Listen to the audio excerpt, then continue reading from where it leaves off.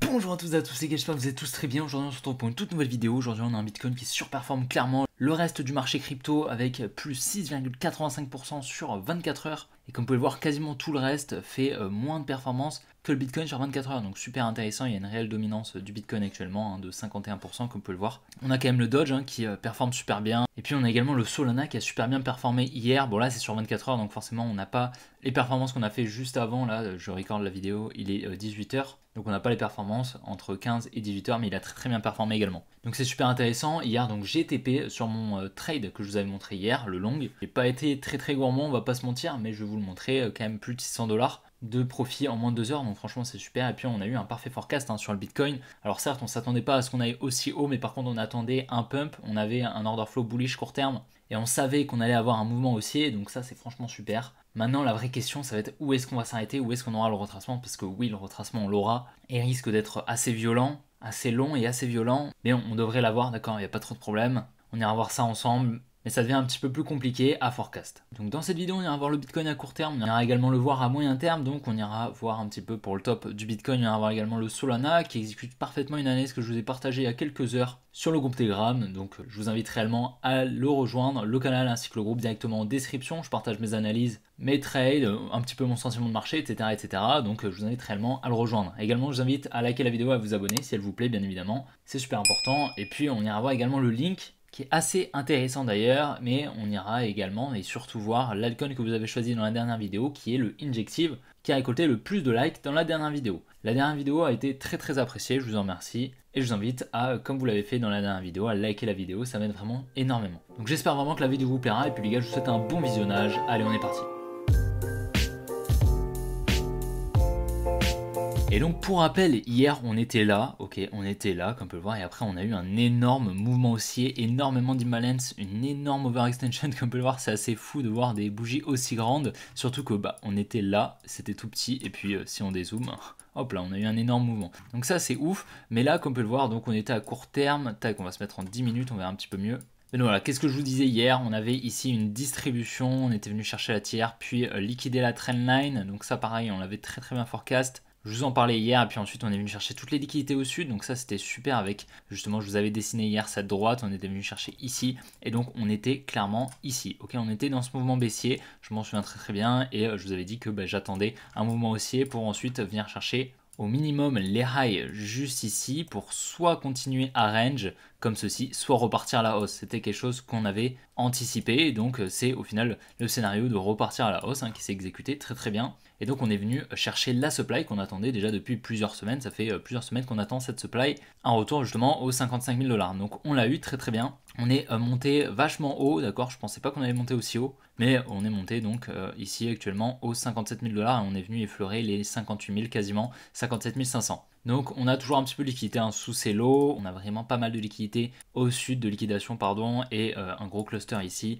puis énormément au sud bien sûr. Donc ça me dérange un petit peu qu'on soit pas venu chercher ce bloc institutionnel. Ça veut dire que la prochaine fois en fait qu'on va descendre, on viendra effectuer un rebond dans cette demand juste ici, qui est en fait le bloc institutionnel, qui est en fait un bloc institutionnel. C'est quoi? C'est une demand qui n'est pas raffinée, tout simplement, d'accord. Ça c'est une demand, et ça également c'est une demand, mais ça c'est un bloc institutionnel parce qu'il est plus gros, ok, c'est dans la fractalité, la demand est dans la fractalité, elle est un peu plus petite comme on peut le voir. Donc en fait tout simplement on devrait, lorsqu'on viendra effectuer un plus gros retracement, rebondir dedans pour ensuite potentiellement redistribuer, repartir à la baisse. Donc on va faire l'analyse un petit peu plus court terme. Donc là c'est assez intéressant, pourquoi? Parce qu'ici comme on peut le voir on vient donc créer pas mal de liquidité au nord. Donc qu'est-ce que ça veut dire? Ça veut dire que ce high est pas protégé, ok, qu'on va très probablement venir le chercher. On est venu casser la structure, on est redevenu bullish parce qu'on était venu passer baissier. Lorsqu'on est venu casser ce lot juste ici, on est passé baissier, on est venu en fait chercher toutes les liquidités qui étaient sous tous ces lots là, comme on peut le voir, on crée un support, on est venu le casser avec pas mal d'impulsivité, pas mal de momentum, on est venu chercher les liquidités sous ce lot. Et donc si on regarde mécaniquement les structures, on est passé baissier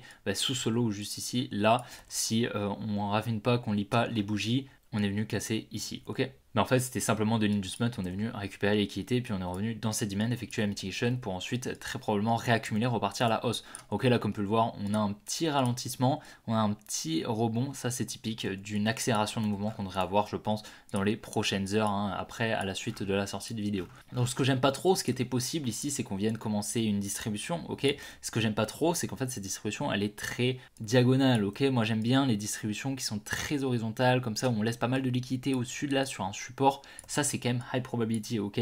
Là on n'est pas sur une distribution à high probability, si c'en est une, ce serait une distribution low probability. Donc ce qui serait possible si on doit avoir un retournement, ce serait venir chercher ici pour ensuite repartir casser la structure juste là et peut-être continuer un petit peu un range, une nouvelle liquidation sans venir chercher le high, venir chercher en fait tout simplement une résistance qui serait de l'inducement, tac, pour ensuite repartir à la baisse, et à ce moment-là ce serait assez confluent. Si en plus on crée un support ici, personnellement, bon voilà, là clairement je m'avance un petit peu, d'accord, là ce serait être devin, clairement, de deviner ça, mais voilà, c'est pour vous donner un petit setup qui serait intéressant dans ce genre de setup où on aurait une distribution assez horizontale. Personnellement je pense pas. J'ai du mal à me dire quand même que cette supply va être transpercée, qu'on ira chercher les 60 000 $, personnellement. Après, maintenant, c'est quand même quelque chose qui est possible. Mais voilà, on va quand même surveiller. Là, si je regarde factuellement, je me dis qu'on attend un mouvement haussier pour repartir un petit peu plus haut. Maintenant, on peut quand même s'attendre à un petit range, tac, distribution. C'est quelque chose qui est possible, ok? Pourquoi? Parce qu'on commence à avoir réellement beaucoup d'euphorie sur le marché. Maintenant, on a quand même pas mal d'argent qui rentre via les ETF, donc forcément, ça rentre en compte.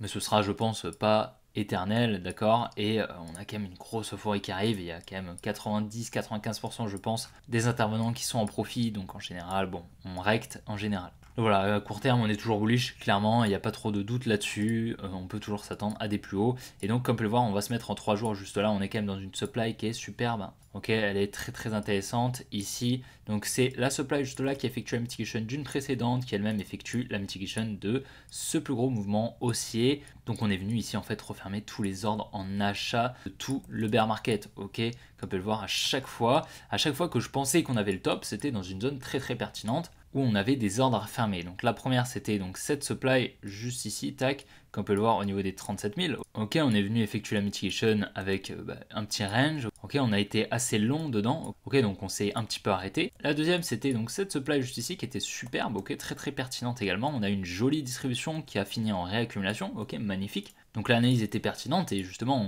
on avait pu se protéger grâce à la tiers. Et puis la troisième c'était donc cette supply, on a distribué juste en dessous, ok, pour ensuite réaccumuler, on est venu chercher la tiers pour ensuite repartir à la hausse et avoir ce gros moment aussi. Donc on peut toujours distribuer dans cette zone, c'est quelque chose qui est possible, ok. Maintenant, dernière supply, on aurait celle-ci, ok, juste avant la TH au niveau des 64 000 $, d'accord. On peut quand même s'attendre à un retour dedans et peut-être un top dedans, c'est quelque chose qui est possible.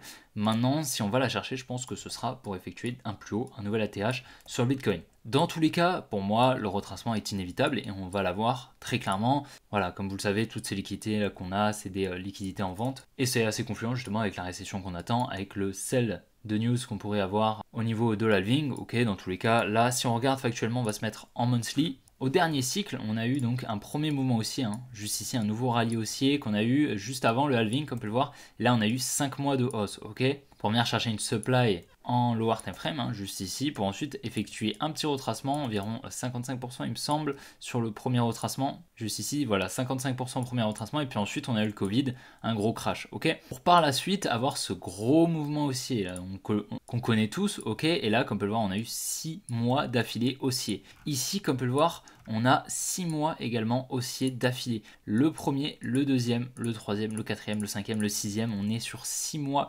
d'affilée de hausse. Personnellement, je pense pas que ce soit infini. Je pense clairement qu'on va déjà avoir un petit retracement pour peut-être repartir un petit peu et ensuite avoir le gros retracement pour ensuite avoir la phase réellement exponentielle. Voilà, maintenant, on va quand même essayer de chercher le top, bien évidemment. C'est quelque chose qu'on arrive à faire très souvent et qu'on va continuer à essayer de faire. Mais là, comme on peut le voir, on est donc venu chercher toute l'imbalance. Ça veut dire que tous les ordres en négatif qui étaient en achat du bear market ont été refermés. Ça veut dire que lorsqu'on aura le retracement, tac, et bien en fait, on va pas s'arrêter, on va refermer les ordres qui seront en vente lorsqu'on aura le retracement, on va venir les refermer, tac, et ensuite, grosse phase exponentielle, et là, on va plus s'arrêter, on va tout simplement to the moon. Voilà, personnellement, je pense que le mois de mars sera un mois de retracement, en tout cas, voilà, je peux me tromper, mais ce serait factuellement assez pertinent. Et dans tous les cas, je pense que durant l'année 2024, on aura des meilleurs prix, ok. Seulement, je suis sûr à 95% et je suis sûr de l'exécution de cette récession à 99% clairement. Je prépare d'ailleurs une vidéo justement à ce sujet que vous aurez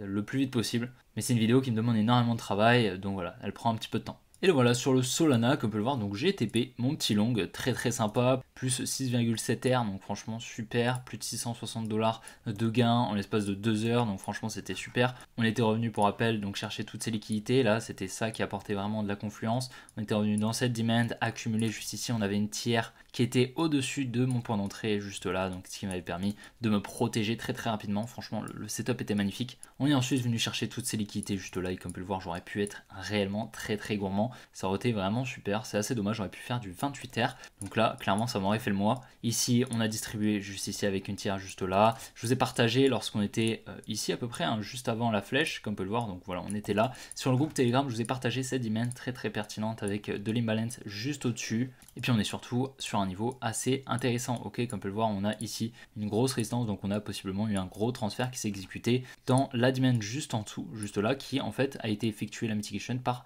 celle qui est juste au-dessus, celle que j'ai tracée en rose. Ok, donc comme vous pouvez le voir, on a eu un joli rebond. Donc au minimum, on a ce rebond et on pourrait même totalement repartir à la hausse, venir chercher les liquidités qu'on a au nord. Hein. C'est quelque chose qui est tout à fait possible. On va descendre un petit peu en time-frame, on va se mettre en 5 minutes, ce sera super. Et donc ici on a eu quand même une très jolie réaction dans la demand juste là, on crée un petit peu de liquidité juste ici que j'aime pas trop. Maintenant on a cassé la structure, on est actuellement bullish à partir de la cassure juste ici. Par contre c'est peut-être la cassure de notre tiers, ok, donc c'est pour ça qu'il va falloir quand même être prudent si on réaccumule pas à partir d'ici pour repartir à la baisse. Quelque chose qui est possible parce que du coup en fait le changement de structure il est au niveau de la tiers potentiel en fait de l'accumulation qu'on a eu ici en lower time frame. Maintenant ça dépendra pas mal aussi du Bitcoin, hein, ce que le Bitcoin va nous faire. Là on a quand même une jolie décorrélation parce que le Bitcoin était en train de range un petit peu et puis le Solana a exécuté ce joli mouvement baissier. Donc on va surveiller ça, mais si le Bitcoin commence à repartir à la hausse, ce sera probablement le cas également pour le Solana, venir chercher toutes ces liquidités, tac. Mais clairement le Solana, ben, on peut aller chercher très haut, ok.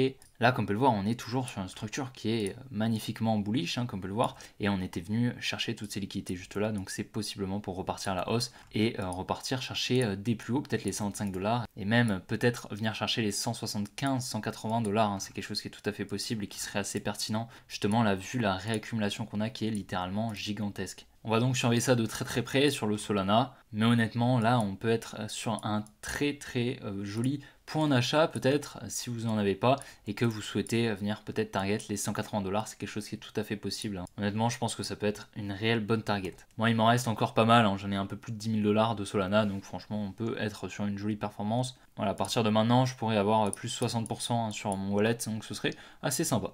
Et donc sur le link, on est donc venu chercher les liquidités qu'on avait au nord là, avec cette trendline. Hein, je vous avais dit que c'était assez pertinent. Et puis on avait un biais hier bullish sur le Bitcoin. Et donc on était venu chercher toutes ces liquidités. J'avais dit qu'il était possible qu'on aille chercher les liquidités au nord. Juste au-dessus, on est venu distribuer. On est venu chercher ici la tiers qui était juste là. Donc on s'ouvre potentiellement à une réaccumulation. On est revenu dans une demand en lower time frame. Donc on pourrait potentiellement venir chercher les liquidités qu'on a au nord juste là. Maintenant on peut potentiellement venir également chercher les liquidités qu'on a au sud. Juste ici parce que comme vous le savez, on a toujours ce gros support au sud qu'on peut littéralement venir chercher. On a énormément de liquidité. Et dans ce cas là, si on vient casser la structure, qu'on vient sous ce lot juste là au niveau des 18 $, la structure en higher time frame juste ici, on viendrait je pense venir chercher les 16 $.